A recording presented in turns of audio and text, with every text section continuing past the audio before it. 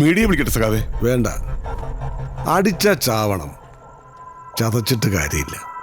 അല്ല സഖാവേ, തോക്ക് ചൂണ്ടിയതൊരു സംഭവമല്ലേ? തെളിവൊന്നുമില്ലല്ലോ. ഒരു തുള്ളി ബോധമില്ല, ഭയങ്കര ഫിറ്റാ. അതവന്റെ അടവാ ഒരു ഇഷ്യൂ ഉണ്ടാക്കാൻ.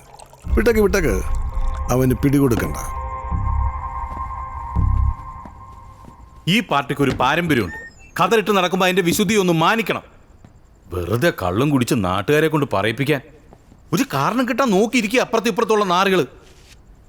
ഭാഗ്യത്തിന് വേറെ ആരും കണ്ടില്ല, ഇല്ലെങ്കിൽ ഇപ്പൊ കാണായിരുന്നു. മീഡിയക്കാരുടെ മേളമായിരിക്കും. ഒരാളുടെ നേരെ തോക്കു ചുണ്ടെന്ന് പറഞ്ഞാൽ ജാമ്യം കിട്ടാത്ത ഒഫൻസാ. ഇനി ഇലക്ഷൻ റിസൾട്ട് വരുന്നവരെ ഒരു തുള്ളി കൈ കൊണ്ട് തൊട്ട് എന്റെ ശരിക്കുള്ള സ്വഭാവം ആയിരിക്കണോ പറഞ്ഞേക്കാം.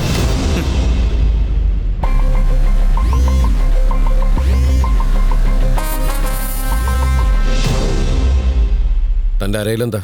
തോക്ക്. അത് ലെഫ്റ്റിലല്ലേ, റൈറ്റില്? റൈറ്റ് സൈഡിലൊന്നുമില്ല. ഒന്നുമില്ലെന്ന്. പാരമ്പര്യം, വിശുദ്ധി. ഞാൻ പറഞ്ഞതിന്റെ പൊരുളെന്താന്ന് വെച്ച് കഴിഞ്ഞാൽ അടിക്കുമ്പം കുറച്ച് ഒതുക്കത്തിലടിക്കണം, അത്രേ ഉള്ളൂ. കഷ്ടം, നാണമില്ലടോ. അപ്പൊ അടിച്ചിട്ട് വന്നൊക്കെ വെറും ആക്ടിങ് ആയിരുന്നല്ലേ?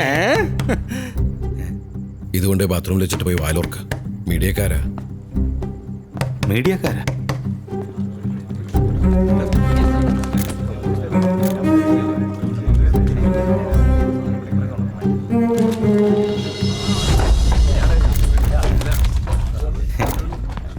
എന്താ? രാമനുണ്ണി വിളിക്കാം. സാർ, മാധ്യമപ്രവർത്തകർ വന്നിരിക്കുന്നു. വരുന്നു. അയ്യോ, നാളെ പോയിട്ട് പറ്റില്ല. ചാനലൊരു ടോക്ക് ഷോ ഉണ്ട്. ഞാനും അമ്പാടി മോനും തമ്മിലാ. ഓൾക്കാണ് മോഡറേറ്റർ. അയ്യോ, അത് പറയാൻ.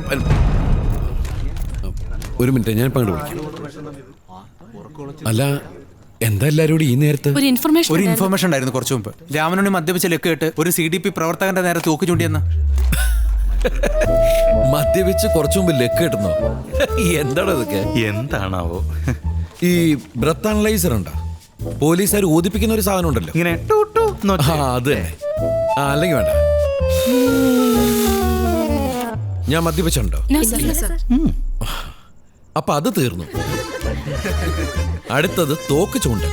ഞാൻ ആരുടെ നേരെ തോക്ക് ചൂണ്ടി എന്നാണ് പറയുന്നത്?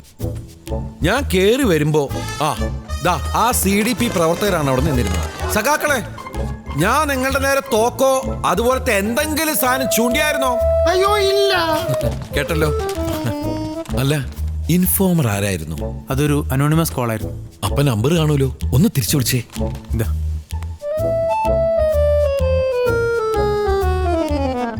മിക്ക ചാനലുകാരുണ്ട്, ഒരു ടെൻഷനും വേണ്ട. അതെ, ഒരു സെക്കൻഡ് ഒരു കോളേ. ഹലോ, അനോണിമസ് അല്ലേ? അനോണിമസ്? ആരുടെ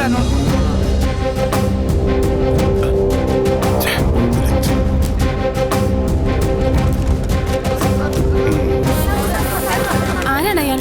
ഉദയഭാനു സാറിന്റെ സഹായിയാ. ഇതിൽ ഉദയഭാനു സാറിന് പങ്കുണ്ടെന്ന് തോന്നുന്നുണ്ടോ? ഹേയ്, ഇല്ലാത്തൊരു കാര്യത്തിന്റെ പേരിൽ ഭാനു സാർ അങ്ങനെ തോന്നണില്ല. എന്തായാലും അദ്ദേഹം അടുത്ത റൂമിലുണ്ടല്ലോ, നേരെ പോയി ചോദിച്ചോളൂ. എന്തായാലും ശരി, എന്നാ ഗുഡ് നൈറ്റ്.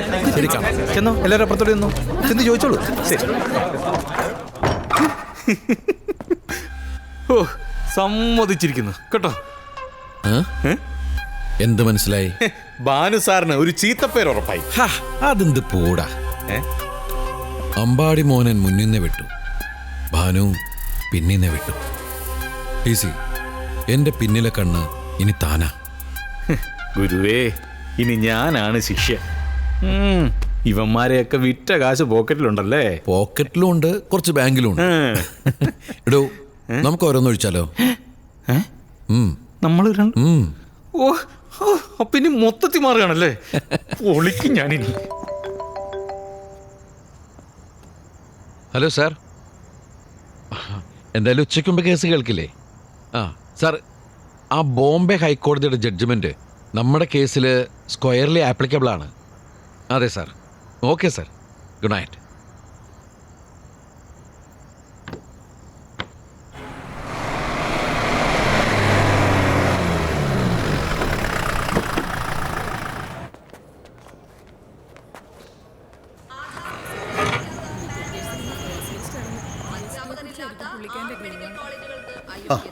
അവിടെ ഇരിക്കണം. എണീക്കണ്ട. ഹായ് സർ, ആ. വരൂ. ഓ അയ്യോ എന്നെ കൊല്ലല്ലേ. സൂക്ഷിക്കണേ. എന്തിനെണീറ്റ്? വെറുതെ ചുമ്മാ. എന്നാൽ നിലവിൽ രാമനുണ്ണിക്ക് പോലീസ് സംരക്ഷണം ഉള്ളതിനാൽ കമ്മീഷൻ അപേക്ഷ നിരസിച്ചതിനെ തുടർന്ന് ഹൈക്കോടതിയിൽ നൽകിയ ഹർജിയിലാണ് ഈ സുപ്രധാന വിധി.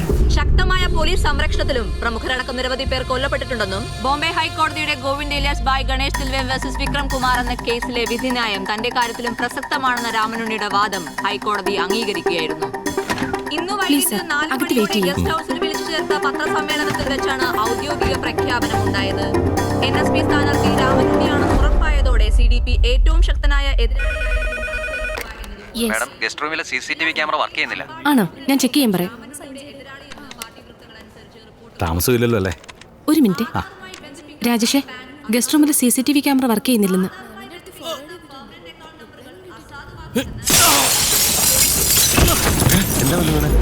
എന്താ അവിടെ? രാമനുണ്ണി, രാമനുണ്ണി, എന്താ പറ്റിയെ?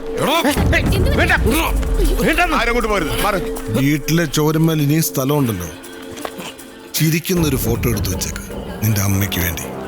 ഏയ്, വേണ്ട രാമനുണ്ണി, വേണ്ടാന്ന് പറഞ്ഞില്ലേ? ഇതിന്റെ ഒരു ബിറ്റ് നെറ്റിലോ മൊബൈലിലോ വന്നാൽ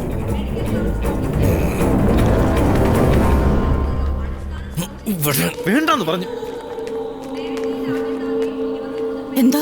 എന്താ രാമനുണ്ണി പ്രശ്നം? ഏയ് ഒന്നുമില്ല, ചെറിയൊരു കുടുംബ വഴക്ക്. മോഹൻലാലിലേക്ക് വേണ്ട, നമുക്ക് രാമനുണ്ണി വെച്ച് പ്രോഗ്രാം ചെയ്യാം. ഏയ് ഇനി അത് വേണ്ട. എനിക്ക് പറയാനുള്ളത് ആദ്യം ഞാൻ എൻ്റെ നാട്ടുകാരോട് നേരിട്ട് പറയാം, എന്നിട്ട് വരാം. ശിവ, ഓ, അല്ല അകത്ത് എന്താ ഉണ്ടായേ? അത് നീ അറിയാറാകുമ്പോ പറയാം. ഇപ്പൊ നീ എൻ്റെ പ്രോഗ്രാംസ് നോട്ട് ചെയ്യും.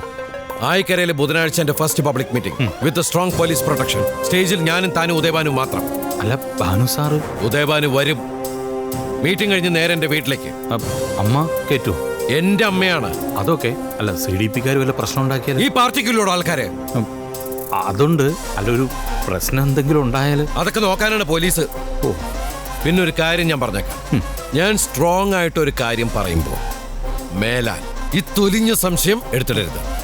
മനസ്സിലായോ? ഓ, വാ. പുല്ലിമടയിലാണല്ലോ ഒന്ന് പെട്ടത്. ഇന്ന് വൈകിട്ട് 4 മണിയോടെ ഗസ്റ്റ് ഹൌസിൽ വിളിച്ചു ചേർത്ത പത്രസമ്മേളനത്തിൽ വെച്ചാണ് ഔദ്യോഗിക പ്രഖ്യാപനമുണ്ടായത്. NSP സ്ഥാനാർത്ഥി രാമനുണ്ണിയാണെന്ന് ഉറപ്പായതോടെ CDP ഏറ്റവും ശക്തനായ എതിരാളിയായിരിക്കും കളത്തിലിറക്കുക എന്നതും ഉറപ്പായി. ജില്ലാ സെക്രട്ടറി അമ്പാടി മോഹനായിരിക്കും രാമനുണ്ണിയുടെ എതിരാളിയെന്ന് പാർട്ടി വൃത്തങ്ങളെ ഉദ്ധരിച്ച് റിപ്പോർട്ടുകൾ വന്നു തുടങ്ങി. എലക്ഷനില് നമ്മ വലിപ്പിക്കുന്നുള്ളത് സാഗറിന് നന്നായിട്ട് അറിയാം. രാമനുണ്ണി തോറ്റാലും അയാൾക്കൊന്നുമില്ല, എന്നെ വെട്ടാനൊരു വാള്, അത്രേ ഉള്ളൂ അയാൾക്ക് രാമനുണ്ണി.